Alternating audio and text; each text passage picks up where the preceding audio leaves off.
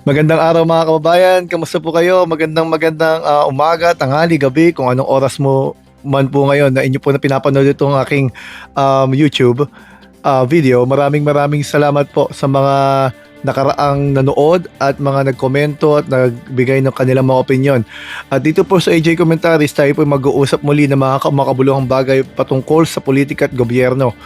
Pero bago po yan, sana po huwag niyo pong kalimutang mag-subscribe, mag-comment, mag-like para po maganda po ang ating maging usapan mga kababayan. At sa pagkakataong ito, pero ngayon po pala ay June 19, 2026. Sa pagkakataong pong ito, ang gusto ko pong talakayin at gusto ko pong ipaliwanag sa inyo yung napipintong pagkaso kay Mike Defensor. Alam niyo po, dalawa po atang kakaraping kaso nito no? Bukod pa po doon sa ibang mga kaso na naririnig natin sa media, pag-uusapan po natin yung usurpation of authority at yung kinakaharap na kaso ng kanyang asawa na human trafficking. Pero pagtuunan natin pansin yung usurpation of authority muna, yun ang ating pag-usapan sa pagkakataong ito. Alam po ninyo, backtrack lang tayo muna dito kay Mike Defensor. Si Mike Defensor po, I don't know if I could label him as perennial loser in elections. Kasi ilang election na po yung tumakbo na hindi nanalo. Tumakbo po yan 2007, senator, sa ilalim ng Team Unity nila Gloria Arroyo.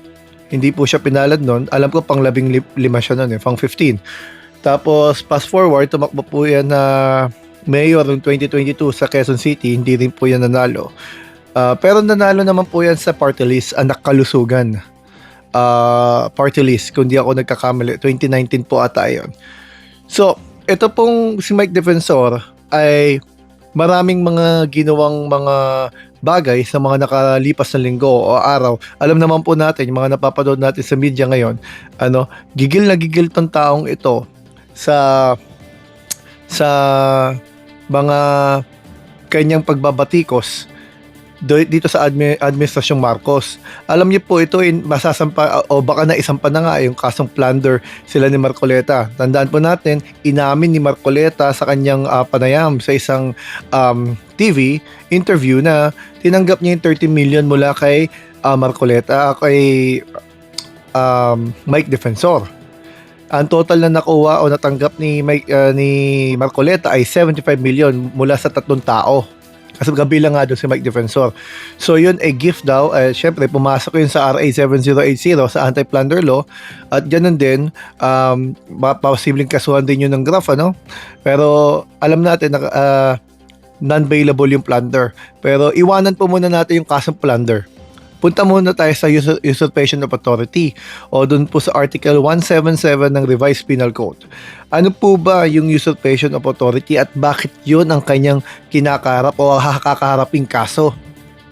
Sa madaling sabi po kasi sa usurpation of authority, ito po yung falsely and knowingly representing oneself as an officer, agent, or representative of the Philippine government.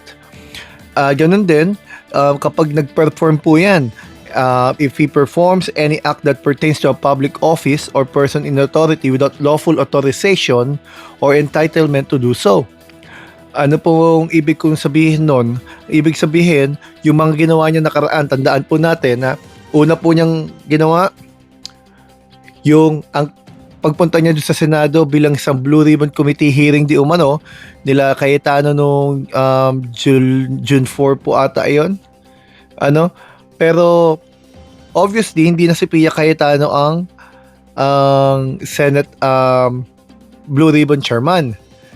Pero hindi nila kinilala yung pagkakahalal ni Erwin Tulfo. So yan ay nasa kalagitnaan pa ng pagdedebate at kung may magre-rest ng question na yan sa Supreme Court, magkakaroon niya ng linaw kung papakailaman niya ng Supreme Court. Kasi baka political question yan i-label. Pero yung ginawa po niya nung isang araw, nung 16, kung di tayo nagkakamali, June 16, pinost po niya yun sa Facebook Ang sabi niya doon, Blue Ribbon Committee hearing. Tapos iba yung lugar. Hindi sa Senado. Siya ang hindi natin alam kung inutusan siya na i-announce yun, pero in-announce niya Tapos dumating na ngayong araw na yon, doon nga nagkagulo pa nga doon sa lugar dahil hindi una pinapasok yung ibang senador katulad nila Amy Marcos kasi umatras ata yung venue pero di kalaunan pinagbigyan din. Pero kung kapansin-pansin, no, yung ginawa nilang Blue Ribbon Committee hearing di umano, walang senador na umattend. So wala sa Senado at walang mga senador. Hindi po senador si Mike Defensor Pero siya po ang bumangka doon. Siya ang nag-lead. Siya na rin ang nagtanong. Siya na po lahat. Ngayon po, tandaan po natin ang reason behind ng hearing ng mga komite sa Senado o sa Legislative, maging sa lower house. Sa konstitusyon po natin, sinasabi, ang hearing ay in aid of legislation. Ano po ibig sabihin yon? Ginagawa po ang hearing sa iba't ibang mga issue, sa iba-ibang komite, para kapulutan natin ng mga bagay na pwede natin magamit o mailagay sa mga ipapanukalang batas na posibleng maging batas at magamit natin para maiwasan yung mga pagkakamali o mga bagay na hindi tama in aid of legislation. Pagtulong sa legislation, kumbaga, para mag-guide nila yung mga ipapanukala nilang batas. So, paano po magiging in aid of legislation kung unang-una, hindi po sa Senado ginawa? Wala pong Senate Secretariat. Dapat po may Senate Secretariat para recorded po under oath, para magamit sa in aid of legislation. Pangalawa, wala pong mga senador. Hindi po senador si Mike Defensor. So, dito papasok siya dun sa falsely and knowingly representing oneself as an officer. Bagamat din niya deklarang senador siya, pero yung imbitasyon niya, Blue Ribbon Committee hearing. Nakita po natin yan, nasa Facebook din po yun. Nag-invite siya ng mga tao, pinakita pa nga niya doon na nga niya, parang ang press con yun kung tutuusin Pero dahil nga ang paanyaya niya sa kanya sa social media ay Blue Ribbon Committee hearing, nandun na yung mga kanilang mga witnesses, doon na rin niya kinausap, tinanong, ginaid, ngayon, yung bandang huli, kumambyo siya, sabi niya hindi daw yun hearing. Kasi napagtanto niya, iniwanan siya Hindi siya sinipot ng mga senador. Siguro, talagang nakita ng mga senador na mayayari sila. Kasi unang-una, hindi na nga nila hawak yung Blue Ribbon Committee. Gustong-gusto nilang hawakan para i-guide nila sa naratibong gusto nila.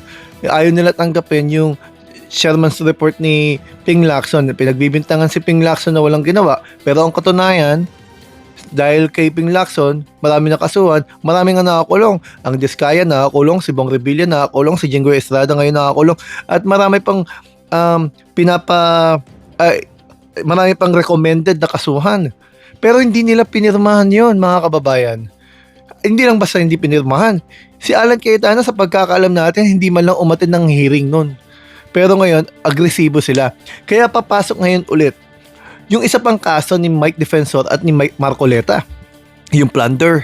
Sabi po kasi dun sa plunder, kahit gift,